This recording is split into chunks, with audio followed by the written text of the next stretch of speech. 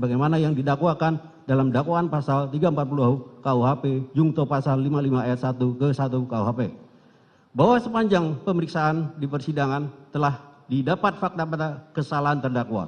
Kemudian dari fakta-fakta tersebut tidak terdapat adanya hal-hal yang dapat membebaskan terdakwa dari pertanggungjawaban pidana ataupun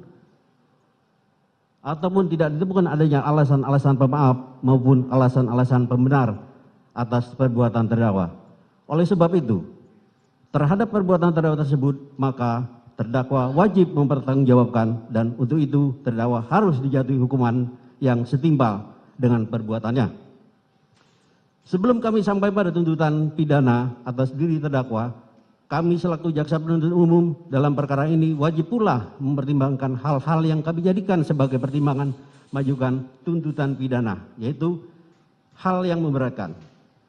Perbuatan terdakwa Kuat Ma'ruf mengakibatkan hilangnya nyawa korban Nopriansah Yosua Huta Barat dan duka mendalam bagi keluarga korban.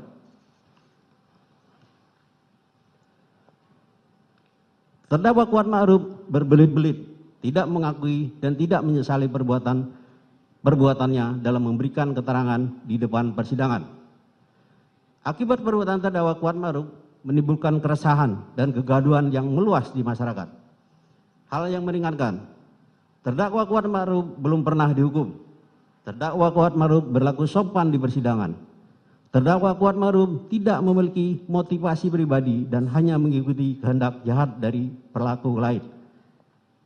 Berdasarkan uraian tersebut di atas, kami penuntut umum dalam perkara ini menuntut supaya Majelis Hakim Pengadilan Negeri Jakarta Selatan yang memeriksa dan mengadili perkara ini memutuskan: 1. Menyatakan terdakwa Kuat Ma'ruf terbukti bersalah melakukan tindak pidana turut serta merampas nyawa orang lain yang direncanakan terlebih dahulu, sebagaimana diatur dan diancam dalam dakwaan pasal 340 KUHP jungto pasal 55 ayat 1 ke 1 KUHP.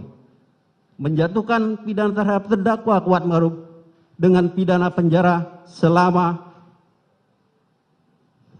8 tahun dikurangi masa penangkapan dan menjalani tahanan sementara dengan perintah terdakwa tetap ditahan.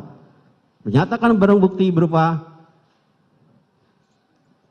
huruf A sampai dengan huruf I dikembalikan kepada penuntut umum untuk dipergunakan dalam perkara pidana atas nama terdakwa Riki Rizal Wibowo dengan nomor register perkara PDM 245-JKTSL-10-10/2022.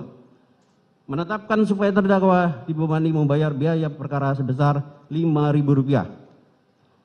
Sebelum kami menutup pembacaan surat tuntutan ini, izinkan kami menyampaikan suatu quote untuk bahan refleksi kita semua.